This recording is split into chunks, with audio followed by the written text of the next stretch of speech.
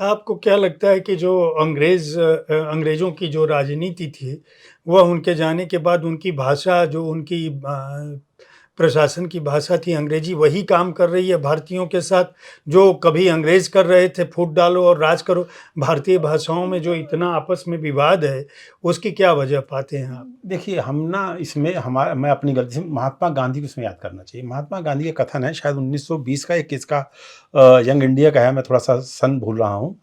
उन्होंने एक बहुत महत्वपूर्ण बात कही थी, शायद उससे हम कहीं इतर हो गए, उसमें आपकी बात का जवाब है। उन्होंने कहा था कि जो हमारी प्रांतीय भाषाएँ हैं, वह विकसित हों और जो हिंदी है, उसको अंतर प्रांतीय भाषा की भूमिका निभानी है। इंटरस्टेट मतलब अंतर्भाग कि एक स्टेट जब राज्य का आदमी मिले दूसरे तो वह हिंदी में बात करे, हम अपने प्रांत में अपने प्रांत की बात करें। लेकिन हो क्या रहा है, वास्तविकता ये है कि जब इंटर स्टेट बात अंतर प्रांतीय जब हम बात करते हैं तो हम अंग्रेजी में बात करते हैं। मतलब आप ये समझिए कि अंग्रेजी को लागू करने की भी कुछ तथ्य ऐसे थे जो वास्तव में वाजिब थे। ऐसा नहीं कि 15 वर्ष दिया गया, 15 वर्ष में का भी उसका कारण था।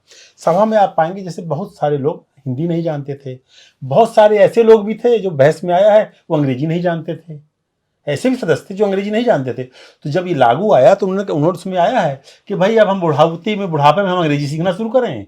जब बहस अंग्रेजी में हो रही थी तो उन्होंने कहा कि अंग्रेजी में कार्रवाई करिए। तो ये भी तर्क आया, जैसे दक्षिण भारतीयों का ये तर्क था कि हमको हिंदी नहीं आती, हिंदुस्तानी नहीं आती है, ऐसे ही कुछ सदस्यों का तर्क किया है कि हमको अंग्रेजी नहीं आती है। तो सब में फिर ये प्रस्ताव पारित हुआ कि सबको उनकी भाषा में अनुवाद करवा कर दिया जाएगा। नहीं, आपके इस प्रश्न पर हाँ। लक्ष्मी नारायण साहू जी का जो बयान है जी। 13 सितंबर 1949 का, जी। कि कुछ लोग समझते हैं हाँ। कि जब अंग्रेजी नहीं होगी तो हम मर जाएंगे। हाँ। यह तो ऐसा हुआ हाँ। कि शराब पीना बंद हो जाए तो कुछ लोग मर मर जाएंगे, जाए। हाँ। जो उनको दारू पीने को नहीं मिलेगा। जी। तो अगर अंग्रेजी के जाने से कुछ थोड़े लोग मर जाते हैं हाँ। तो क्या हुआ? हाँ। हमें तो सारे राष्ट्र और देश हित को देखकर कदम उठाना चाहिए। हाँ। अगर इस तरह की भावना थी हाँ थी। और भारत आजाद हुआ था, पाकिस्तान में इस तरह का विवाद तो नहीं हुआ उर्दू को लेकर? नहीं, उर्दू तो देखिए, उर्दू तो पाकिस्तान की भाषा भी नहीं थी। उर्दू तो उन्होंने धर्म के नाम पे अपना लिया। उर्दू भी हिंदुस्तान की ही भाषा, यहीं पर वो तो उन्होंने उसको एक स्वरूप दे दिया। देखिए, ये इस तथ्य को भी मानना पड़ेगा। जैसे जो हमारे यहाँ पे बंगाल में भी उर्दू लागू कर, जब भाई बंगाल तो इसी बात पे विभाजित हो गया ना, क्यों हम उर्दू को लागू करना चाहा। उनका नहीं, बंगाली हमारी भाषा है। और इसमें आपको इतने तर्क मिलेंगे इसी बहसों में कि जहाँ पे भिन्न भिन्न, जैसे आयरिश है। अब आप देखिए, आज भी आपके पास यदि ब्रिटेन का वीज़ा है तो आप आयरलैंड जा सकते हैं।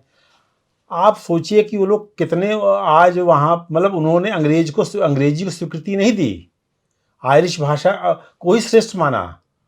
आज अगर मैं अभी गया था पिछले साल आयरलैंड, तो मैंने देखा आज वहाँ पर ब्रिटेन के बगल में है। और हम जैसे भारत में हमारे यहाँ से वो बोर्ड देखते हैं ना, आपकी अंग्रेजी आई, अंग्रेजी सीखें, क्लास चलती हैं, ऐसे आयरलैंड में मैं फ़ोटो खींच कर लाया हूँ, मैं आपको भेज दूंगा, कि जहाँ पर अंग्रेजी स्पीकिंग कोर्स चल रहे हैं। क्योंकि उन्होंने अंग्रेजी को अपने देश में मान्यता नहीं दी, उसने नहीं दिया उन्होंने। आज वर्तमान में चूंकि अंग्रेजी का प्रभाव है तो वो आज बच्चे नए सीख रहे हैं अंग्रेजी। ऐसे दुनिया में तमाम देश हैं कि जिन्होंने अपनी भाषा को, हमारे यहाँ क्या हुआ कि हम लोग इतना बहुसंस्कृतिवादी रहे।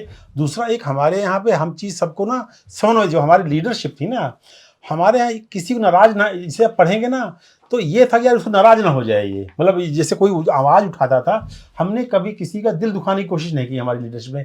जो भी थोड़ी आवाज़ उठाता, नहीं नहीं आपका भी ख्याल रखते हैं। तो भाषा के मुद्दे पर वही हुआ है। और एक बात और देखिए आप, ये अब मतलब ये मुझे याद आया जब ये बहसें हो रही थी, ये बहस शुरू हुई 1946 में, ठीक है, और 1949 में समाप्त हुई। 3 साल मोटा मोटा, दो दो 2 साल 11 महीने कुछ ऐसे, 3 साल मोटा मोटा बहस चली। सबसे अंत में भाषा का मुद्दा आया, प्रस्ताव आ पाया।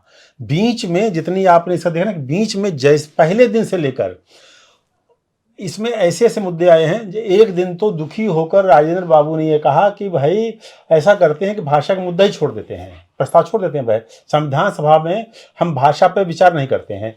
जब नई संसद आएगी, जो इस देश में चुनकर आएगी, जो इस देश पे राज करेगी, तो भाषा का मुद्दा जो हम उसके लिए छोड़ देते हैं कि मतलब वो तय करे कि इस देश की भाषा क्या होगी।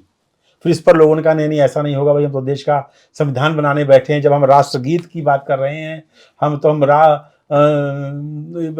राष्ट्रीय पशु पक्षी पे हम बात कर रहे हैं, तो हम काहे बरे हम राष्ट्रभाषा को छोड़ दें।